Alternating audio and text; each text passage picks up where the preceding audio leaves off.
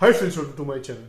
आज की इस वीडियो में आपको मैं बताने वाला हूँ उन होम्योपैथिक मेडिसिन के बारे में जिसको लेने से आप बिना किसी साइड इफेक्ट के अपनी पैनक्रियाज की प्रॉब्लम, जो कि पैनक्रियाटाइटिस जिसको हम लोग बोलते हैं, यानी कि इन्फ्लेमेशन पैनक्रियाज, जो कि एक्यूट भी हो सकता है अगर उसका ठीक से ट्रीटमेंट नहीं करवाया जाता तो आगे चल के वो क्रोनिक पैनक्रियाटाइटिस बन जाता है। तो ऐसी समस्या के लिए ये जो मेडिसिन होती है काफी ज्यादा कारगर भी साबित होती है। देखिए फ्रेंड्स, जो पैनक्रियाटाइटिस होता है, अगर हम उसकी काजिस की बात करें तो काजिस के अंदर में जो नंबर वन काज होता है वो ये होता है कि अगर आपके गाल ब्लैडर के अंदर में स्टोन्स हो, जिसको कि हम लोग कोलीलिथियासिस भी बोलते हैं। अगर आपको गाल ब्लैडर में स्टोन्स हो तो उसके कारण भी आपको पैनक्रियाटाइटिस हो सकता है। सिमिलरली, अगर आप क्रोनिक एल्कोहलिज्म की प्रॉब्लम है, यानी कि अगर आप काफी लंबे समय से शराब का सेवन करते हैं, उसके कारण भी आपको पैनक्रियाटाइटिस हो सकता है।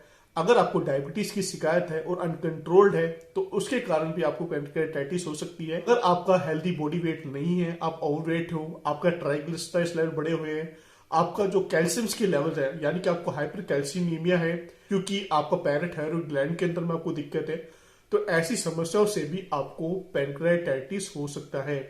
अगर हम बात करें इसकी डायग्नोसिस की, तो डायग्नोसिस के अंदर में फ्रेंड्स डिपेंड करता है कि कैसे सिम्टम्स आपको आ रहे हैं। अगर आपको एक्यूट पैनक्रियाटाइटिस है तो डेफिनेटली आपको स्टोमक में काफी ज्यादा पेन होगा, आपको फीवर भी आ सकता है, एब्डोमेन के अंदर बहुत सारी टेंडरनेस भी देखने को मिल सकती है।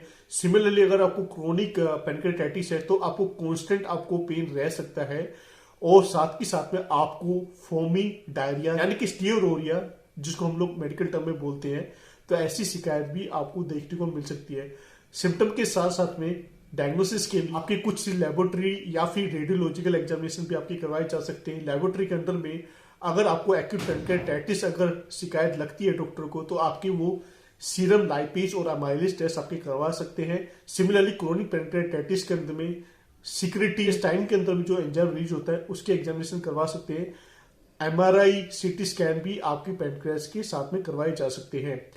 इसके साथ में अगर हम ट्रीटमेंट पार्ट की बात करें तो डेफिनेटली सबसे पहले तो अंडरलाइन कॉज को रिमूव करने की कोशिश की जा सकती है। फॉर एग्जांपल, अगर आपको गैस स्टोन्स है तो गैस स्टोन्स को रिमूव करने की कोशिश की जाती है, जिससे कि ऑटोमेटिकली आपकी पैनक्रियाज की जो प्रॉब्लम है वो सोल्व हो जाती है। जिसके लिए कभी कभी ईआरसीपी का प्रोसीजर किया जाता है, लेकिन कई बार देखने में आता है कि अगर ईआरसीपी प्रोसीजर ठीक से नहीं किया जाता तो उसके कारण भी आपको एक्यूट पैनक्रियाटाइटिस हो सकता है। इसके अलावा आपको सिम्टोमेटिक ट्रीटमेंट भी आपका चलवाया जा सकता है। अगर आप मॉडर्न मेडिसिन में अगर आप ट्रीटमेंट चलवा रहे हैं, फॉर एग्जांपल अगर आपको पेन ज्यादा है तो पेन के लिए आपको पेन किलर वगैरह दिए जा सकते हैं और इन्फ्लेमेशन के लिए कुछ आपको सिस्टेमिक एंटीबायोटिक भी दी जा सकती है। तो होम्योपैथी के अंदर में जो सबसे one of the most important जो दवाई है उस मेडिसिन का नाम है आयरिस वेस्कुलरिस।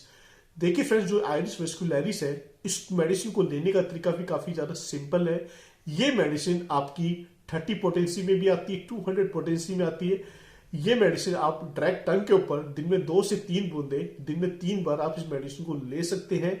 साथ ही साथ में इस मेडिसिन के साथ में अगर आपको गैस स्टोन्स की भी दिक्कत है तो इस मेडिसिन के साथ में सिएनेटस या फिर चैल्यूडोनियम मेडिसिन को भी एड ऑन किया जा सकता है।